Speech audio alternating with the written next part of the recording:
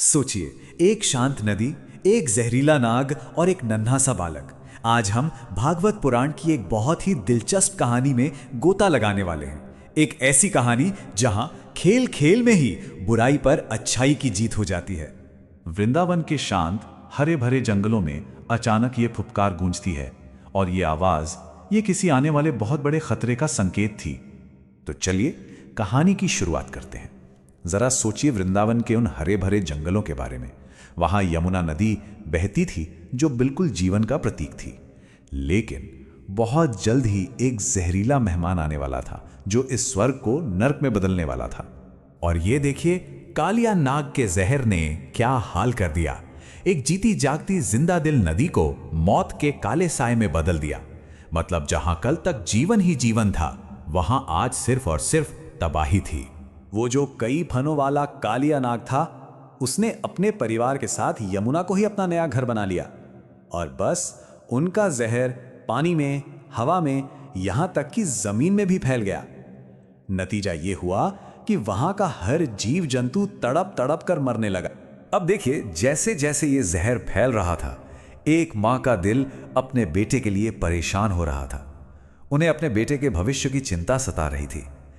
लेकिन उस नन्हे बालक के मन में तो कुछ और ही चल रहा था। कृष्ण की मां यशोदा एक रात एक बहुत ही भयानक सपने से जाग जाती हैं। एक ऐसा सपना जो उनके बेटे के खतरनाक मुकाबले की, कह सकते हैं, भविष्यवाणी करता है। मां ने तो बहुत रोका, घर पर रहने को कहा, पर नन्हे कृष्ण तो बस रहस्यमयी ढंग से मुस्कुराए और खेलने के लिए बाहर भाग गए। ऐसा लगा मानो वो किसी ऐसी शक्ति के इशारे पर चल रहे हों जो हमारी समझ से परे है। उनकी ये चंचलता ये बताती है कि एक बहुत गहरी, एक दिव्य योजना पहले से ही चल रही थी। तो होता यह है कि एक बिल्कुल साधारण सा खेल कृष्ण और उनके दोस्तों को उसी खतरनाक जहरीली नदी के किनारे ले आता है, उस जगह जहां मौत उनका इंतजार कर रही थी। असल में वो लोग एक ट्री हाउस बनाने के लिए कोई बड़ा सा पेड़ ढूंढ रहे थे, और इसी तलाश में कृष्ण अपने दोस्तों को उन भयानक काले पड़ चुके जंगलों में ले जाते हैं।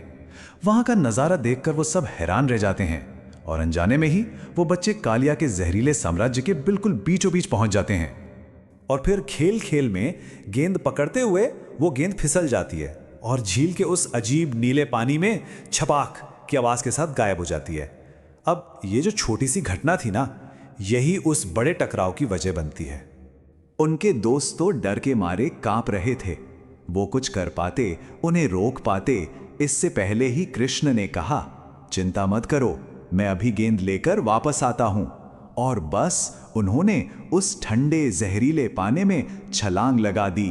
अब कहानी पानी के नीचे पहुंचती है, सतह से बहुत नीचे, जहां कंकालों और जले हुए पौधों से भरा एक मौत का साम्राज्य था।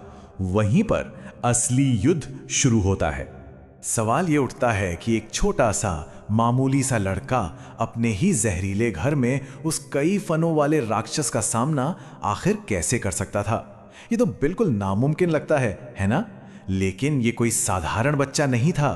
तो आगे क्या होता है ये समझने के लिए लीला के कॉन्सेप्ट को समझना बहुत जरूरी है।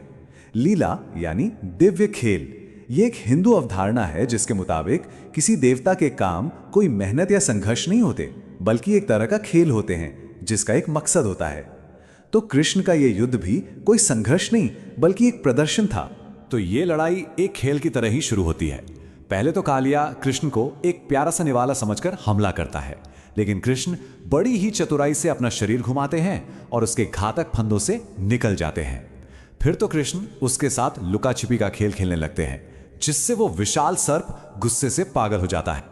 जब कालिया उन्हें उकसाता है तो कृष्ण कहते हैं, अरे मैंने तो अभी नाचना शुरू भी नहीं किया, लेकिन जब तुम पूछ ही रहे हो तो चलो मैं दिखाता हूं कि मैं असल में नाचता कैसे हूं। और बस यहीं से कृष्ण अपनी शक्ति का असली रूप दिखाते हैं। और फिर कृष्ण कालिया के सबसे नाजुक यानी उसके फनों पर छलांग लगा देते हैं और एक दिव्य नृत्य शुरू करते हैं। उनके पैर एक बड़े हथौड़े की तरह पड़ रहे थे, जिससे पूरी झील कांप उठती थी।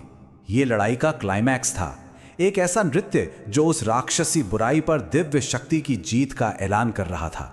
तो अब राक्षस हार चुका था, लेकिन यहां से कहानी एक नया मोड़ लेती है। अब ये शक्ति के प्रदर्शन की नहीं बल्कि करुणा यानी दया की कहानी बन जाती है। जैसे ही कालिया की जान जाने वाली होती है, उसकी पत्नियां उस दिव्य बालक के सामने आ जाती है। वो अपने पति की जान की भीख मांगती हैं, दया की विनती करती हैं। और कृष्ण उनकी विनती सुन लेते हैं। वो कहते हैं, रमणक यानी सर्पों के राज्य में चले जाओ। वहां तुम पर और तुम्हारे परिवार पर कोई भी पक्षी या जानवर हमला नहीं करेगा। ये मेरा तुमसे वादा है। तो देखिए, कृष्ण ने न सिर्फ कालिया को माफ किया बल्कि उसे और उसके परिवार को एक नए घर तक सुरक्षित जाने का रास्ता भी दिया। इसके बाद कृष्ण उस विशाल सर्प के झुके हुए सिर पर नाचते हुए पानी से बाहर निकलते हैं। किनारे पर जो गांव वाले चिंता में डूबे खड़े थे, वो ये नज़ारा देखकर दंग रह जाते हैं। उनकी ये वापसी उनके परिवार और दोस्तों के लिए उनके दिव्य होने का सबूत बन जाती है और उनका सारा डर हैरानी और श्रद्धा में बदल जाता है। तो नदी अब फिर से अपनी पुरानी साफ सुथरी हालत में लौट आई थी। चलिए अब इस प्राचीन कहानी के गहरे मतलब को समझते हैं कि आखिर ये हमें क्या सिखाती है। तो बात यह है कि इस कहानी के कई गहरे मतलब हैं। ये शुद्धिकरण की बात करती है, मतलब किसी समुदाय को जहरीले असर से मुक्त कराना। ये प्रतिशोध पर दया को चुनना सिखाती है। ये दिव्य लीला के बारे में बताती है कि कैसे भगवान की शक्ति खेल खेल में जाहिर होती है। और ये बदलाव की कहानी है। तो ये सिर्फ एक लड़ाई नहीं बल्कि शुद्धिकरण, दया और दिव्य शक्ति का एक बहुत बड़ा सबक है। और यही सवाल आज भी उतना ही जरूरी है। आज की दुनिया में हमारे अपने जहर का सामना करने का क्या मतलब है? ये प्राचीन कथा हमें सोचने पर मजबूर करती है कि हम अपने जीवन में, अपने समाज में मौजूद इन जहरीली चीजों का सामना कैसे करते हैं। क्या हम भी कृष्ण की तरह साहस और करुणा के साथ इन चुनौतियों का सामना कर सकते हैं?